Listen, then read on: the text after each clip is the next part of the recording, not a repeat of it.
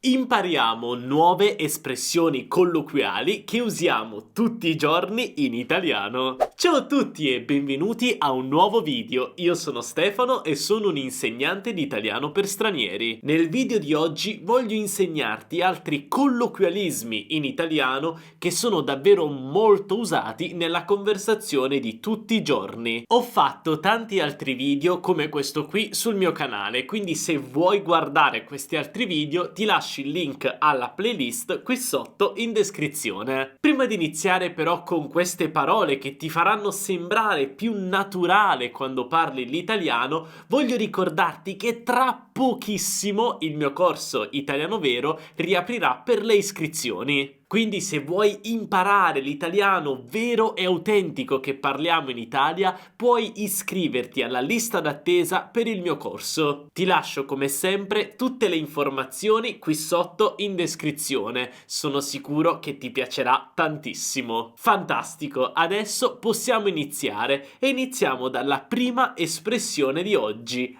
Alla meglio, alla meglio. L'espressione alla meglio è formata dalla preposizione articolata alla più l'avverbio meglio. Ma cosa significa alla meglio? Vediamo subito due esempi. Non ho avuto il tempo di fare le valigie, quindi le ho preparate alla meglio. Non ho avuto il tempo di fare le valigie, quindi le ho preparate alla meglio. Oppure ho cercato di riparare il vaso alla meglio, ma si vede che è rotto. Ho cercato di riparare il vaso alla meglio, ma si vede che è rotto. Quindi in italiano fare qualcosa alla meglio non significa farla nel migliore dei modi, ma in un modo molto approssimativo, in un modo non assolutamente perfetto, senza forse neanche impegnarsi in quella cosa. Quindi lo facciamo velocemente, senza cura, senza prestare attenzione, forse perché non abbiamo tempo o non abbiamo voglia. È chiaro questo? Adesso passiamo al secondo colloquialismo di oggi. Chiudere un occhio.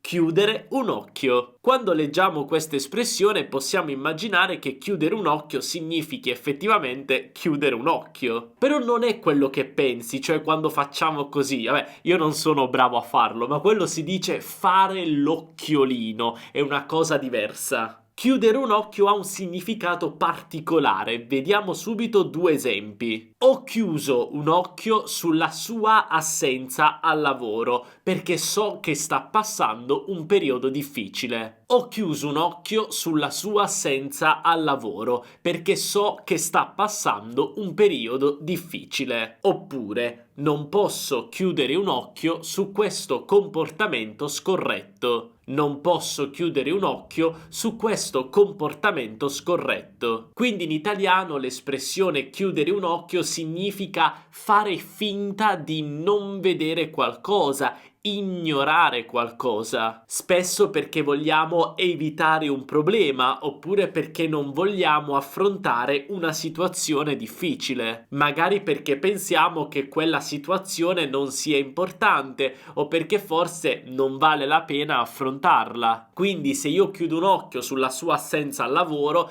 è perché so che sta passando un periodo difficile e quindi non è un grande problema anche se quella persona si assenta al lavoro. Oppure non posso chiudere un occhio su questo comportamento scorretto perché è una cosa così importante che dobbiamo affrontare, non posso ignorarla, non posso chiudere un occhio, è chiaro? E adesso passiamo alla prossima espressione che mi piace tantissimo. Da un pezzo, da un pezzo. È molto difficile immaginare il significato di questa espressione, però non ti preoccupare, adesso che ti leggerò le frasi in cui usiamo da un pezzo capirai subito il significato. Vediamo subito due esempi. Non ci vediamo da un pezzo, dobbiamo assolutamente uscire insieme. Non ci vediamo da un pezzo, dobbiamo assolutamente uscire insieme. Oppure, non facciamo una vacanza da un pezzo, dobbiamo prenotare qualcosa per questa estate. Non facciamo una vacanza da un pezzo, dobbiamo prenotare qualcosa per quest'estate. Beh, qui possiamo subito capire che da un pezzo significa da molto tempo. Quindi non ci vediamo da molto tempo, oppure non organizziamo una vacanza da molto tempo. Quindi possiamo usare da un pezzo per descrivere qualcosa che è successo molto tempo fa, oppure qualcosa che non succede da molto tempo. Ora passiamo alla prossima espressione che mi piace tantissimo.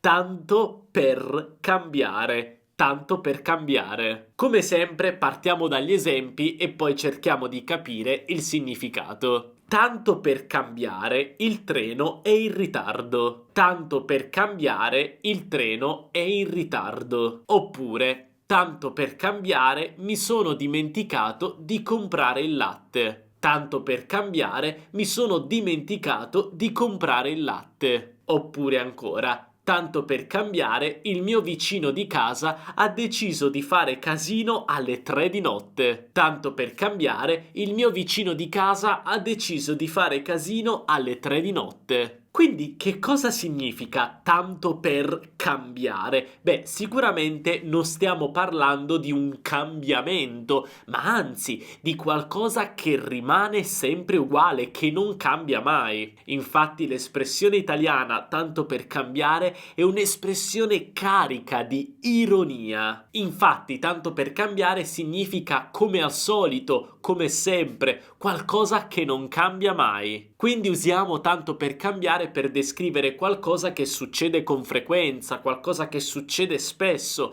però è qualcosa che non ci piace, qualcosa anche che ci dà fastidio, ci infastidisce, come per esempio dimenticare di comprare il latte, il treno in ritardo, il vicino che fa casino alle 3 di notte. È chiaro come si usa, questa mi piace davvero tantissimo. E adesso passiamo all'ultima espressione di oggi. Chiusa una porta, si apre un portone. Chiusa una porta, si apre un portone. Vediamo subito alcuni esempi. Non preoccuparti per il tuo lavoro. Chiusa una porta, si apre un portone. Non preoccuparti per il tuo lavoro. Chiusa una porta, si apre un portone. Oppure, non essere triste per la fine della tua relazione. Chiusa una porta, si apre un portone. Non essere triste per la fine della tua relazione. Chiusa una porta, si apre un portone. Quindi, che cosa significa questa espressione? Beh, puoi immaginarlo? Beh, questa espressione chiusa una porta, si apre un portone significa che quando usciamo da una situazione brutta, una situazione negativa, come per esempio perdere il lavoro o uscire da una relazione, probabilmente ci sarà qualcosa di più bello, ci saranno delle opportunità ancora più positive. Ecco perché chiusa una porta si apre un portone e il portone è una porta molto grande, quindi delle opportunità più belle, ancora più positive. Possiamo usare questa espressione per incoraggiare qualcuno a guardare la vita, a guardare il futuro con più ottimismo, anche in alcuni momenti che possono essere difficili o per esempio momenti di cambiamento. Quindi nelle frasi che abbiamo visto prima speriamo in un lavoro migliore oppure un partner migliore. Fantastico, ti sono piaciute queste espressioni ed esistono espressioni simili nella tua lingua? Beh, scrivilo qui sotto nei commenti e non dimenticare di lasciare un bel mi piace se questo video ti ha aiutato e anche di iscriverti al canale e attivare la campanellina, così non perderai tutti i contenuti futuri. Noi come sempre ci vediamo nel prossimo video. Un abbraccio dall'Italia, ciao!